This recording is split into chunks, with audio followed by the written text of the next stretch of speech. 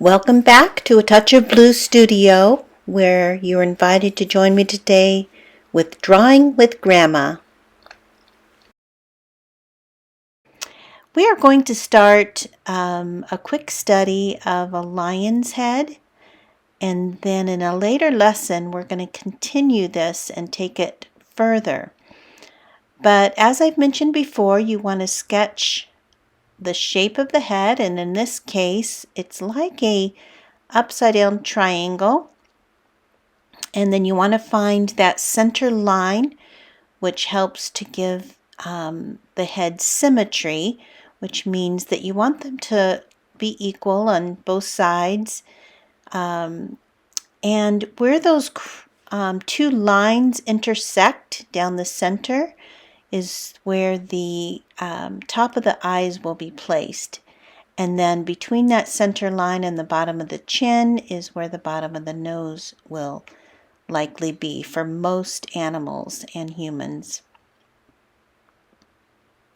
So we're going to draw quickly. Of course, we want to establish basic shapes and structure of the particular animal's anatomy. We want to be conscientious about their expression. We want to be conscientious about their unique qualities that we need to study and evaluate. You want to assess the light source and where the light is hitting the animal. Therefore, you can create some nice shadow tones.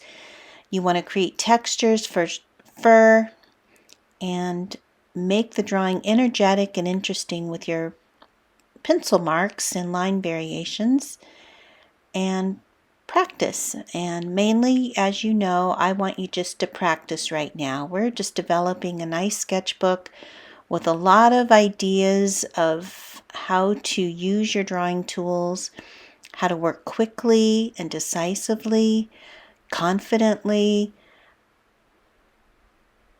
because if you do that, then later on when you have more complicated drawings to do, you will be able to approach them with practiced tools in your experience already. So you'll be able to apply what you learn more effectively.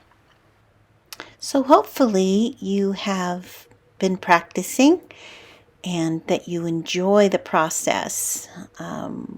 One reason that I draw so much is I just love the development of it. I love the experience and the accomplishment, but it is just an exciting process.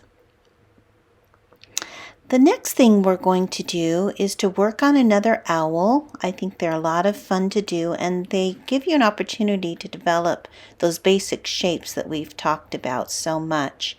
So here I've developed the circle again, and then out of the circle I find his ears, because that helps me to determine the placement of the eyes. And you can see that placing the ears correctly on an owl brings us down to that point of where the nose or the beak starts, and that aligns with the placement of the eyes. So that's how I develop.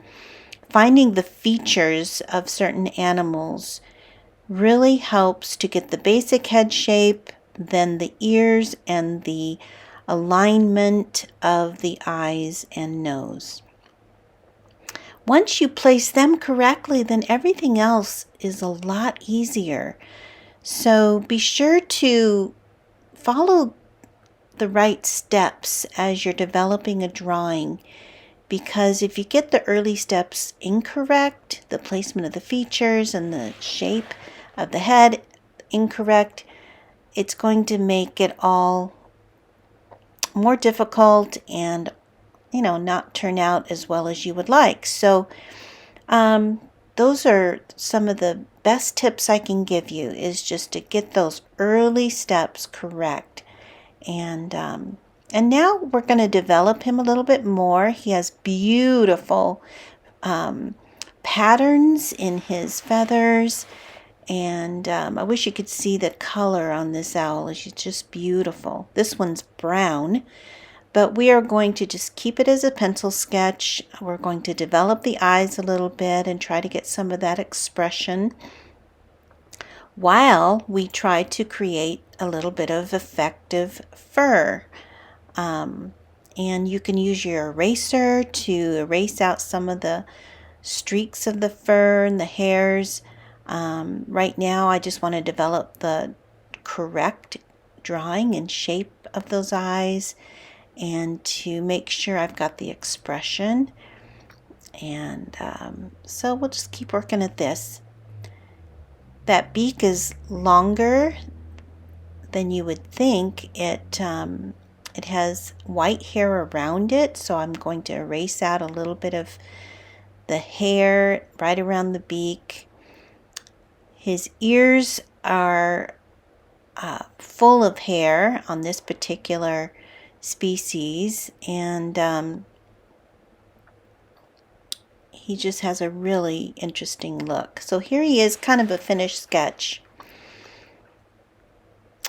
The next one is so cute. I love this little image that I found of a baby fox, and he's in a kind of a difficult position, so it's a little bit of a challenge. But again, I start with a circle and then we'll build his snout out of that circle after I place the ears.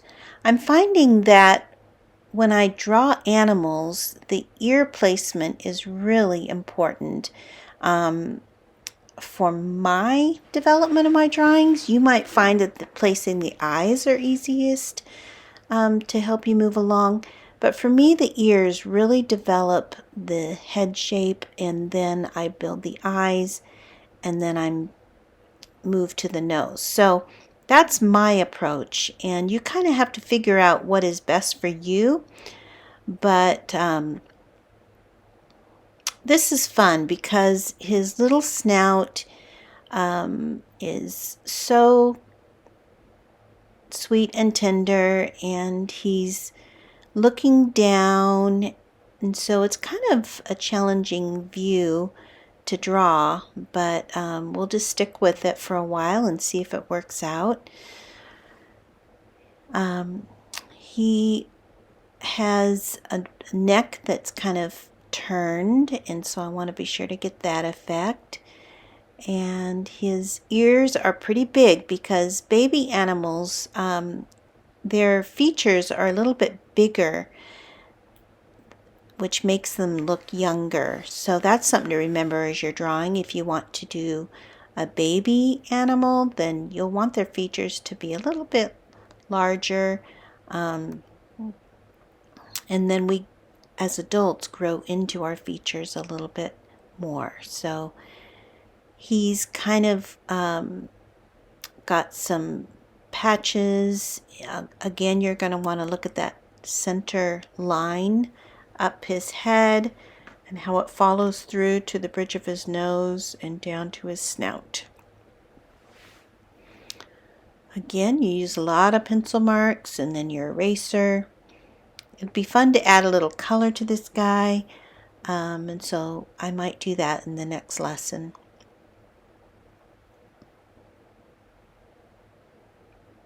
And here he is, a little finished sketch. Thank you once again for joining me here at A Touch of Blue Studio with Drawing with Grandma.